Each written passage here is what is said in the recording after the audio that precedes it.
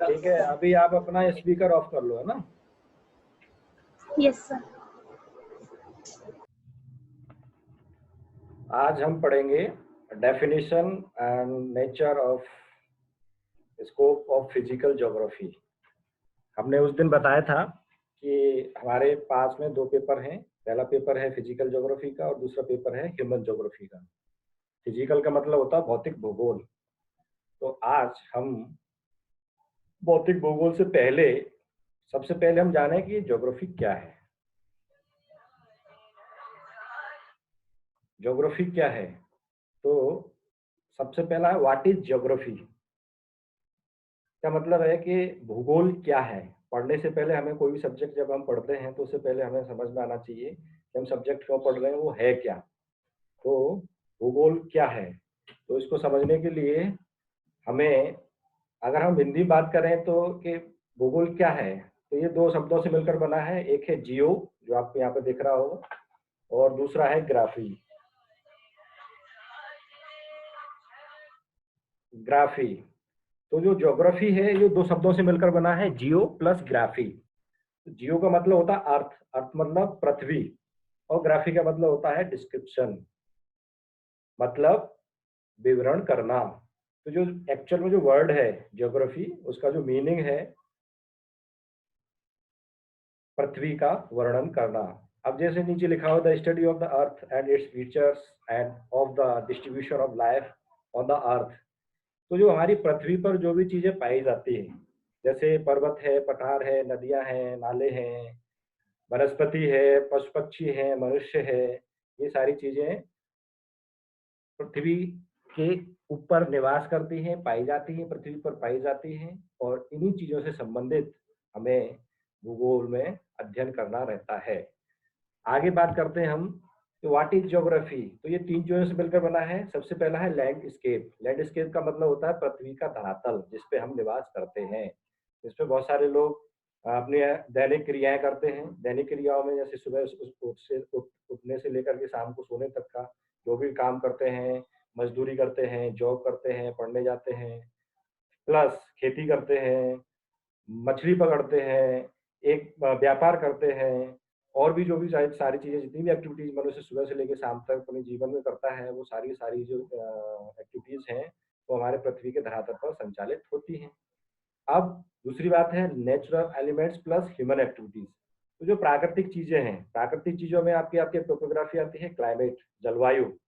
अब सुबह मालूम पड़ा कि हमारे देश की जो जलवायु है, हमारे जो क्षेत्र की जो जलवायु है, या मतलब तापमान है वो ज्यादा हो गया, दोपहर में बादल हो गए और शाम को बारिश हो गई। ठीक है, या बारिश बारिश होने से फिर वाटर बॉडीज में पानी भर जाता है, वेजिटेशन है, सॉइल है, कहीं पे फर्टाइल सॉइल पाया जाता है, कहीं पर फर्टाइल सॉइल पाया जाता है, कहीं बंजर खेती पाई जाती है, कहीं पे पहाड़ी भूमि पाई जाती है। तो इन सारी चीजों को हम क्या करते हैं, भूगोल में अध्ययन करते हैं। ह्यूमन एक्टिविटीज में देखेंगे आप, तो ये जो पॉपुलेशन दे रखा है, जनसंख्या, पूरे विश्व में टोटल पॉपुलेशन कितनी है, शहर किस प्रकार से निर्मित हो रहे हैं, उनका निर्माण किस प्रकार से हो रहा है, किस प्रकार की एक्टिविटीज कर रहे हैं, आर्थिक गतिविधियां लोग कर रहे हैं। तो ये सारी चीजें जो भी है पृथ्वी के धरातल पर ही घटित हो रही है। मनुष्य भी जन्म लेता है पृथ्वी के धरातल पर ही लेता है, और जन्म से लेकर के मृत्यु तक सारी सारी एक्टिविटीज वो पृथ्वी के धरातल पर ही करता है। तो जो पृथ्वी का जो धरातल है, धरातल पर जो भी चीजें पाई जाती हैं, चाहे वो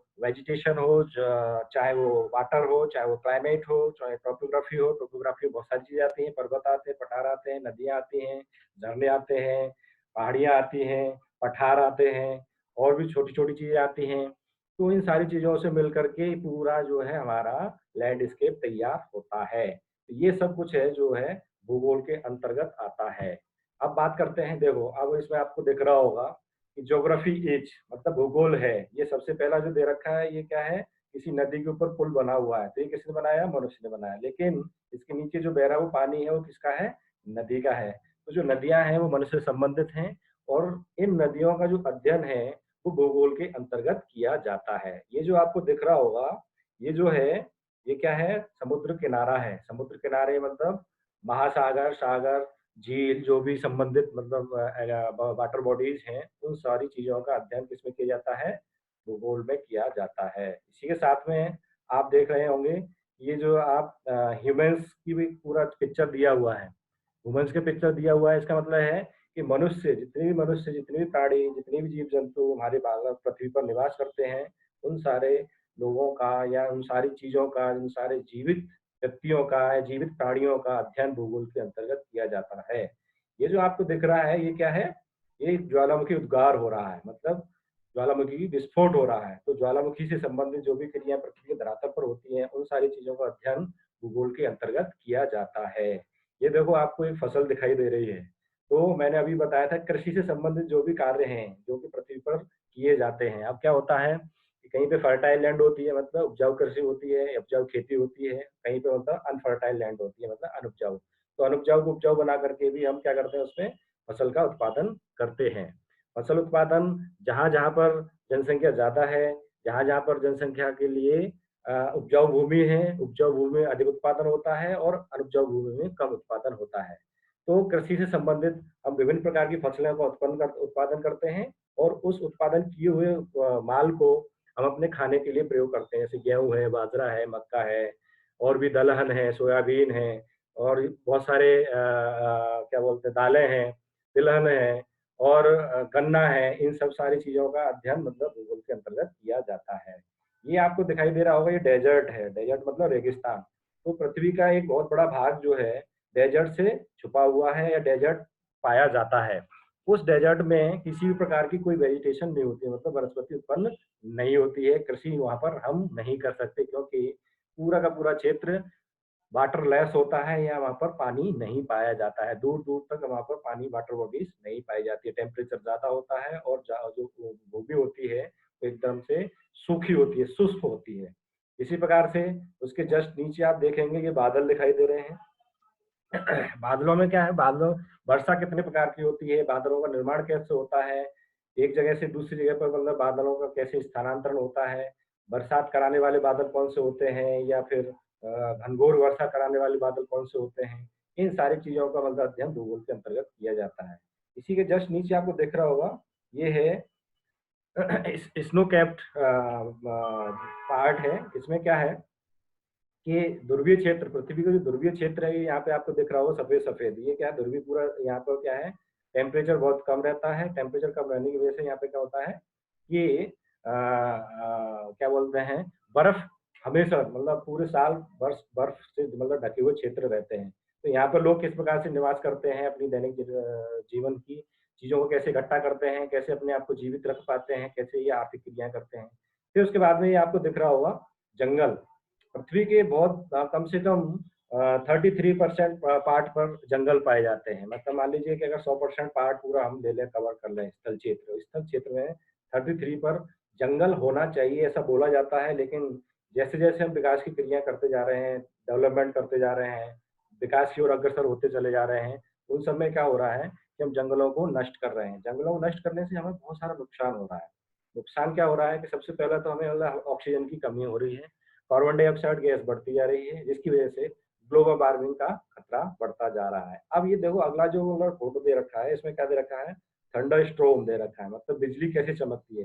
ये जो बादल का दे रखा है, ये पूरा मतलब चक्रवात बना हुआ है और चक्रवात के साथ में मतलब ये बिजली भी कड़क रही है। तो मैंने अभी यहाँ पे बताया था कि ये क्या है, हम बादलों से संबंधित भी अध्ययन भूगोल के अंतर्गत करते हैं। ये आपका अलग क्षेत्र आ गया, ये जो स्नो कैप्ड है, ये भी स्नो कैप्ड है। ये इंडस्ट्रियल एरिया आ गया, ये बस्तियाँ आ गई। पूरे विश्व में किस प्रकार की बस्तियाँ पाई जाती हैं और उन बस्तियों में लोग किस प्रकार निवास करते हैं, किस प्रकार की उनकी दैनिक जीवनचर्या होती है। बहुत सारी क्या बोलते हैं, गतिविधियाँ करते हैं, सामाजिक गतिविधियाँ होती हैं, सांस्कृतिक गतिविधियाँ होती हैं, राजनीतिक होती है, धार्मिक होती हैं। अलग-अलग धर्म के लोग अलग-अलग धर्म को मानते हैं और अनेक प्रकार के तीज त्योहारों को मनाते हैं। तो किस प्रकार से किस क्षेत्र में कौन-सा तीज त्योहार मनाया जाता है, इन सारी चीज़ों का अध्ययन भूगोल के अंतर्गत किया जा सकता है।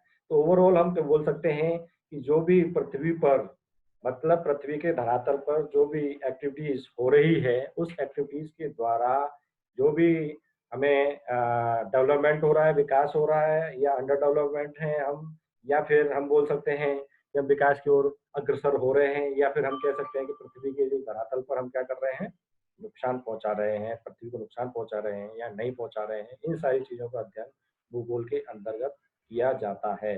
देखिए नीचे लिखा हुआ ऑल अराउंड अस, मतलब हमारे चारों ओर जो भी फिनोमिना पाया जाता है, जो भी चीज पाई जाती है, जो भी वस्तु पाई जाती है, वो सारी की सारी किस में आती है? भूगोल के अंतर्गत आती है, और उन्हीं चीजों का अध्ययन भूगोल के अंतर्गत किया जाता है। देखिए अब हमारी पृथ्वी, ये पूरा ब्रह्मांड है, मतलब ये सौरमंडल का आपको फोटो दे रखा है। इस सौरमंडल में ये जो दिख रहा है लाल लाल पूरा, ये सूरज है। ये जो नीचे दे रखा है ये बुध है। इसके नीचे पहले शुक्र आएगा। ये हमारी जो है ये पृथ्वी है। पृथ्वी के बाद में ये चंद्रमा दिख रहा है आपको छोटा सा। फिर ये मार्स, मार्स का मतलब मंगल, जुपिटर, जुपिटर मतलब बृहस्पति ग्रह, सैटर्न मतलब शनि, यूरेनस मतलब अरुण, और नेपच्यून मतलब वरुण, और प्लेटो मतलब प्लेटो। तो जो पृथ्वी का जो सौर मंडल बोलते हैं हम, जो हमारा सौर मंडल है उसमें 9 ग्रह हैं। अभी आप काउंट कर सकते हो, ये मतलब इसमें छुप गया है।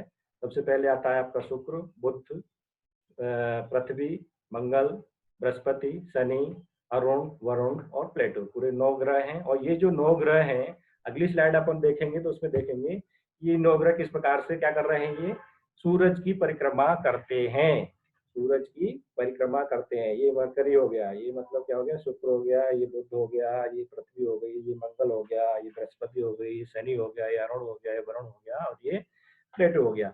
ये सभी के सभी सूरज के क्या करते हैं? परिक्रमा करते हैं। हमारी पृथ्वी भी सूरज की परिक्रमा करती है, ठीक है ना।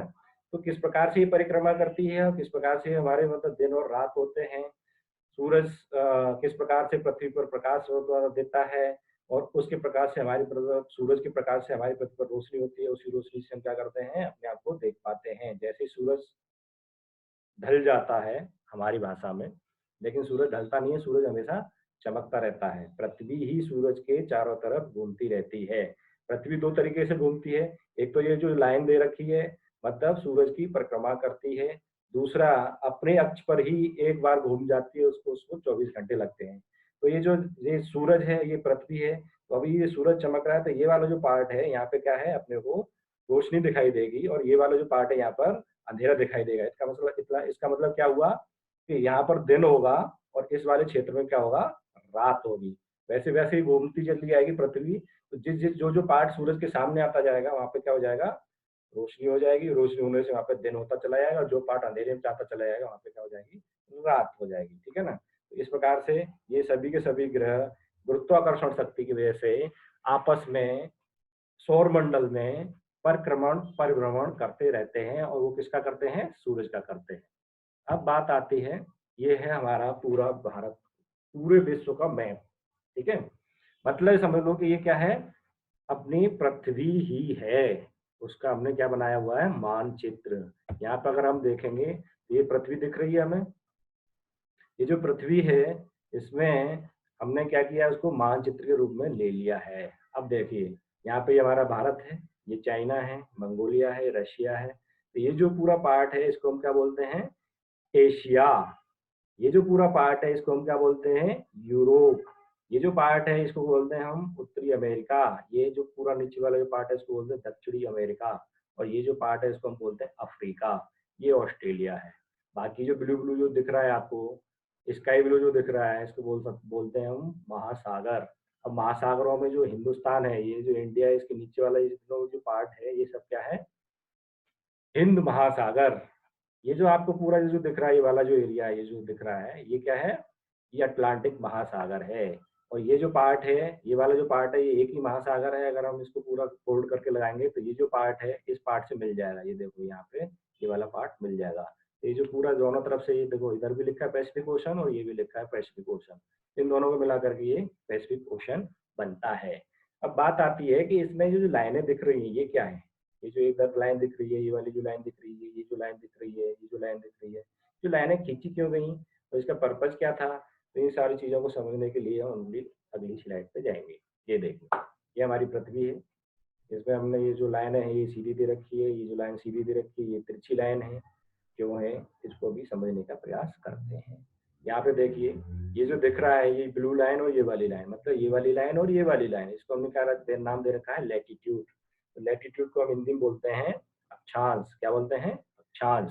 इसी प्रकार से ये जो लाल लाइन दिख रही है, रेड लाइन, इसको हम क्या बोलते हैं, देशांतर। तो इसका मतलब क्या हुआ कि हमने हमारी पृथ्वी को किस स्थिति पर है, हम क्या कहा, पृथ्वी के किस स्थान पर खड़े हैं, उस स्थिति को जानने के लिए दो रेखाएं मुख्य रूप से तैयार की। कौन कौन सी, एक तो ये लैटिट्यूड मतलब अक्षांशीय रेखा है, और एक दूसरी तैयार की हमने लॉन्गिट्यूड। ये जो लाइन ऊपर से जो नीचे जा रही है, इनको बोलते हैं लॉन्गिट्यूड मतलब देशांतर। आप नोट भी कर सकते हो, इसको बोलते हैं हम देशांतर रेखाएं, इनको बोलते हैं हम देशांतर रेखाएं। इसमें भी देख लो, यहाँ से लेकर के यहाँ तक। तो जो देशांतर रेखाएं होती हैं वो कितनी होती हैं, जो देशांतर रेखाएं होती हैं वो होती है आपकी 360, कितनी होती हैं, 360। तो ये जो लाइन है, ये जो लाइन है इससे 180 इधर, मतलब ये जो 0 डिग्री की लाइन बोलते हैं इसको, इससे 180 डिग्री इधर, और इससे 180 डिग्री इधर। इधर का मतलब क्या हुआ, 0 डिग्री से अगर हम पीछे जाएंगे तो उसको बोलेंगे पश्चिमी देशांतर, और ये जो 0 डिग्री से आगे तरफ जाएंगे तो उसको बोलेंगे हम पूर्वी देशांतर। ये चीज आपको यहाँ पे दिख रही है, देखो ये 0 डिग्री की लाइन है पूरी, 0 डिग्री इधर लिखा है वेस्ट लॉन्गिट्यूड, और इधर लिखा है ईस्ट लॉन्गिट्यूड। तो वेस्ट लॉन्गिट्यूड का मतलब होता है कि पश्चिमी देशांतर, और ईस्ट लॉन्गिट्यूड का मतलब होता है पूर्वी देशांतर। समझ गए। इसी प्रकार से ये जो 0 डिग्री की लाइन है, ये जो दिख रही है आपको, 0 डिग्री की डार्क भी दे कर रखी है इसको, तो डार्क से ऊपर वाला जो पार्ट है उसको हमने क्या बोला है, नॉर्थ लैटिट्यूड। क्या बोला हमने, नॉर्थ लैटिट्यूड। और इसको हमने नीचे वाले को बोला है साउथ लैटिट्यूड। तो साउथ लैटिट्यूड क्या होता है, दक्षिणी अक्षांश, और ऊपरी जो नॉर्थ लैटिट्यूड है उसको क्या बोलते हैं हम, उत्तरी अक्षांश। तो देखो हमने पृथ्वी को 4 बराबर भागों में बांट दिया। यहाँ से अगर हम इसको करें, ऊपर वाला जो पार्ट है वो उत्तरी अक्षांश हो गया, नीचे वाला जो पार्ट है उसको हमने दक्षिण अक्षांश बता दिया है। 0 डिग्री से आगे बढ़ेंगे तो ये पूर्वी देशांतर हो गया, 0 डिग्री से पीछे बढ़ेंगे तो ये पश्चिमी देशांतर हो गया। अब ये 0 डिग्री की लाइन है, इसको हम बोलते हैं इक्वेटर। देखो ये यहाँ पे लिखा हुआ है इक्वेटर। इक्वेटर का मतलब होता है, इक्वेटर का मतलब होता है भूमध्य रेखा। मतलब भूमध्य रेखा का मतलब क्या है कि यह उत्तरी अक्षांश और दक्षिण अक्षांश के बीचों बीच में खींची गई रेखा है। इसको क्या बोलते हैं, भूमध्य रेखा, मतलब पृथ्वी के मध्य की रेखा। ठीक है ना, तो इसको इंग्लिश में इक्वेटर बोलते हैं। इसी प्रकार से ये जो 0 डिग्री की जो लाइन है इसी को हम क्या बोलते हैं, 0 degree longitude line, 0 degree longitude line. ठीक है ना। अब क्या है, अब ये यहाँ पे दिख रहा होगा आपको ये नॉर्थ पोल, और ये नीचे लिखा हुआ है साउथ पोल। तो नॉर्थ पोल को हम बोलते हैं उत्तरी ध्रुव। क्या बोलते हैं हम, उत्तरी ध्रुव। और ये जो नीचे दे रखा है इसको बोलते हैं साउथ पोल, इसको भी हम क्या बोलते हैं, दक्षिणी ध्रुव। ये जो पार्ट है 60 डिग्री से ऊपर वाला, इतना भी पूरा पृथ्वी का जितना भी पार्ट है 60 डिग्री से 90 डिग्री तक का, ये क्या है, बहुत ही ठंडा एरिया रहता है यहाँ पर, मतलब तापमान बहुत ही ठंडा रहता है। और इसी प्रकार से पृथ्वी के साउथ पोल पर या दक्षिण ध्रुव पर भी 0 डिग्री से 90 डिग्री तक का जो पूरा पार्ट है वो कैसा रहता है, फ्रिज्ड जोन रहता है। फ्रिज का मतलब होता है कि ये बर्फ से हमेशा ढका हुआ रहता है। ठीक है, तो यही भी वो पार्ट है। कभी कभी आपने सुना होगा अपने दादियों की कहानियों में, या अपने घर में बोलते हैं, कहावतें बोलते हैं, कहानियां कहते हैं, ये एक ऐसी जगह है जहाँ पर 6 महीने का दिन और 6 महीने की रात रहती है।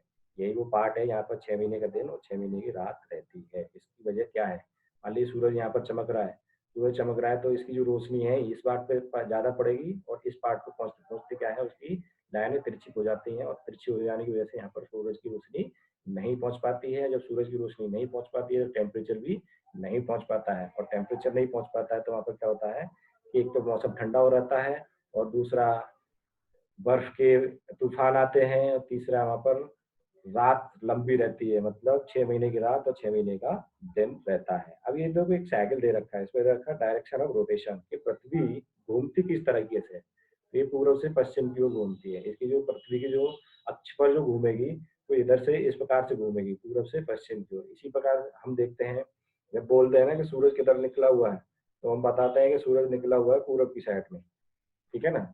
एक्चुअल में सूरज निकलता नहीं है, सूरज हमेशा चमकता रहता है। सूरज क्या करता है, चमकता रहता है। हमारी पृथ्वी ही पूर्व से पश्चिमी की ओर बहती है, मतलब रोटेट करती है, ठीक है ना। तो ये जो रोटेशन है, इस प्रकार से रोटेशन करती है, पश्चिम दिशा में रोटेशन करती है। तो जैसे जैसे वो पृथ्वी की तरफ, मतलब सूरज के सामने पृथ्वी घूमती जाती है, तो हमें लगता है कि सूरज क्या है, पूर्व की दिशा से निकला हुआ है। एक्चुअल में पृथ्वी घूम रही है, सूरज अपनी जगह पर ही इकट्ठा है, मतलब अपनी जगह पर ही चमक रहा है। अगली बात करते हैं हम, ये देखिए, फिर से हमने उस चीज को हमने बताया कि जो नॉर्थ पोल मतलब उत्तरी अक्षांश, ये साउथ पोल दक्षिण अक्षांश 90 डिग्री साउथ दे रखा है और 90 डिग्री नॉर्थ दे रखा है। ये जो 90 डिग्री है वो कहाँ से काउंट करेंगे हम, ये वाली जो लाइन है 0 डिग्री की जो लाइन है, यहाँ से हम काउंट करेंगे 15, 30, 45, 60, 75, इस प्रकार से अपन काउंट करेंगे 1 2 3 4 5 6 7 8, ठीक है ना। तो ये 90 डिग्री हो गया। नीचे भी अगर अपन काउंट करेंगे तो 1 2 3 4 5 6 7 8। तो इस प्रकार से हमने क्या किया है, उस चीज को डिवाइड किया है। ये 15 डिग्री की गैप है, 15 डिग्री। अगर हम मतलब इसको और छोटे उसमें कर सकते हैं तो 1 डिग्री पर भी हम मतलब इसको डिस्ट्रीब्यूट कर सकते हैं। अब देखिए, ये जो लाइन है 60 66 डिग्री 34 मिनट की दे रखी है, 66 डिग्री। तो यहाँ पे ये छोटा पार्ट है, इसको मैं डिग्री बोल रहा हूँ, और ये जो थोड़ा सा मार्क डैश लगा हुआ है, इसको हम बोलते हैं मिनट। ज्योग्राफी में इसी प्रकार से हम पढ़ते हैं। ऐसे 23 डिग्री लिखा हुआ है, फिर 26 के आगे थोड़ा सा डैश लगा हुआ है, इसको बोलते हैं minute. 23 degree 26 minute north, tropic of cancer, ठीक है ना। 0 डिग्री को इक्वेटर अभी मैंने बताया था, भूमध्य रेखा। ट्रॉपिक ऑफ कैंसर इसको बोलते हैं कर्क रेखा, क्या बोलते हैं इसको, कर्क रेखा। इसी प्रकार से यहाँ पे नीचे दे रखा है ट्रॉपिक ऑफ कैप्रिकॉन, तो इसको बोलते हैं मकर रेखा। इसी प्रकार से नीचे दे रखा है 66 डिग्री 34 मिनट पर, इसको बोलते हैं अंटार्कटिक सर्किल। और ऊपर जो दे रखा है उसको बोलते हैं आर्कटिक सर्किल। क्यों बोलते हैं, क्योंकि हमारी पृथ्वी पर 7 बड़े महाद्वीप पाए जाते हैं, उसमें से ये जो नीचे वाला जो पार्ट है यहाँ पर पाया जाता है अंटार्कटिका। और 4 बड़े महासागर है, उसमें से एक महासागर यहाँ पर नॉर्थ में पाया जाता है, उसको बोलते हैं आर्कटिक ओशियन, इसीलिए उसको बोलते हैं आर्कटिक सर्किल। यहाँ पर एंटार्कटिक सर्किल और ऊपर आर्कटिक सर्किल, ठीक है ना। ये जो पैरेलल ऑफ लैटिट्यूड बताया, अभी हमने बताया था, समांतर रेखाएं हैं, मतलब ये अक्षांशीय रेखाएं हैं, जो कि 0 डिग्री से 90 डिग्री तक होती हैं नॉर्थ में, और 0 डिग्री से 90 डिग्री तक होती हैं साउथ में, ठीक है ना। यही चीज मैंने अभी बताई थी। नॉर्दर्न हेमिस्फीयर मतलब उत्तरी अक्षांश, और सर्दर्न हेमिस्फीयर मतलब दक्षिण अक्षांश। और ये जो 0 डिग्री की लाइन है, इससे अगर हम पूर्व की तरफ जाएंगे तो ये होगा हमारा पूर्वी देशांतर, और इससे पश्चिम की तरफ जाएंगे तो ये होगा हमारा पश्चिमी देशांतर। यहाँ तक हम समझ गए। इस प्रकार से आगे बढ़ते हैं। अब देखिए, ये है ग्लोबल लैटिट्यूड एंड लॉन्गिट्यूड। अभी बिल्कुल सेम चीज अभी हमने इस वाली स्लाइड में देखी, और यही सेम चीज हम इसमें देख रहे हैं, ठीक है ना। पर एक ये वाली जो लाइन है ये अलग से रेड की हुई है, इसको हमने क्या दे रखा है, प्राइम मेरिडियन। क्या दे रखा है हमें, प्राइम मेरिडियन। बाकी सारी चीजें कैसी हैं, arctic circle 66 degree 34 minute, tropic of cancer, equator, tropic of capricorn, arctic circle, antarctic circle, south pole, है ना, सदर्न हेमिस्फीयर, नॉर्दर्न हेमिस्फीयर। इधर पैरेलल ऑफ लैटिट्यूड दे रखा है, इधर नॉर्दर्न पोल दे रखा है, लेकिन ये जो लाइन है वो अलग से रेड की हुई है। ये क्या है, प्राइम मेरिडियन। प्राइम मेरिडियन का मतलब क्या होता है, प्रधान यम्योत्तर रेखा। क्या बोलते हैं उसको, प्रधान यम्योत्तर रेखा, या फिर हम इसको बोलते हैं अंतरराष्ट्रीय तिथि रेखा। अंतरराष्ट्रीय तिथि रेखा मतलब यहीं से हमारी डेट या तिथि का निर्धारण होता है। ये जीरो, मतलब अगर हम इसको 0 डिग्री बोल देते हैं, अगर हम इसको 0 डिग्री बोल देते हैं, तो इससे पीछे जितना भी हम जाएंगे तो उसमें क्या होगा, मान मतलब समय क्या होगा, कम होता चला जाएगा, ठीक है। यहाँ 15 मिनट कम हो जाएगा, यहाँ आधे घंटे कम हो जाएगा, यहाँ 1.5 घंटे कम हो जाएगा, या 2 घंटे कम हो जाएगा। इसी प्रकार से अगर हम इस 0 डिग्री की लाइन से अगर आगे बढ़ेंगे तो यहाँ पे 15 डिग्री अगर आगे बढ़ेंगे तो 15 डिग्री बढ़ने पर आधे घंटा समय हमारा जुड़ जाएगा। और आगे बढ़ेंगे तो यहाँ पर और 1 घंटा हो जाएगा, यहाँ 1.5 घंटे या 2 घंटे, और ऐसे आगे बढ़ते चलाएंगे तो हमारा क्या होगा, टाइम बढ़ता चला जाएगा। और ये प्राइम मेरिडियन क्या होती है, ये देखो, ये जो लाइन है इसको हम बोलते हैं प्राइम मेरिडियन लाइन, ठीक है ना। ये क्या है, ये पूरे विश्व में, ये पूरे विश्व में क्या है, एक ही समय, मतलब सभी लोग एक ही टाइम, एक ही जैसा समय निर्धारित कर पाए। मतलब अभी जो हम टाइम देखते हैं, किसमें देखते हैं? बजे, घंटा, मिनट और सेकंड। तो ये जो लाइन है यहाँ पर जीरो, मतलब अगर मान लेते हैं कि यहाँ पे जीरो बजा है, तो अभी मैंने बताया था ये 15 डिग्री की जन्मोत्तर रेखा है या लॉन्गिट्यूड है 15 डिग्री का। तो यहाँ पर क्या हो जाएगा, अगर यहाँ पे 12 बजे है तो यहाँ पे क्या है, 12:30 हो जाएगा। और ये वाला जो पार्ट है, अगर हम यहाँ पे खड़े हैं एक ही समय पर, मान लीजिए यहाँ पे अभी जस्ट नाउ एक व्यक्ति यहाँ खड़ा है और एक व्यक्ति यहाँ खड़ा है और एक व्यक्ति यहाँ खड़ा है, तो इसको देखेगा 11:30, इसको देखेगा 12 और इसको देखेगा 12:30।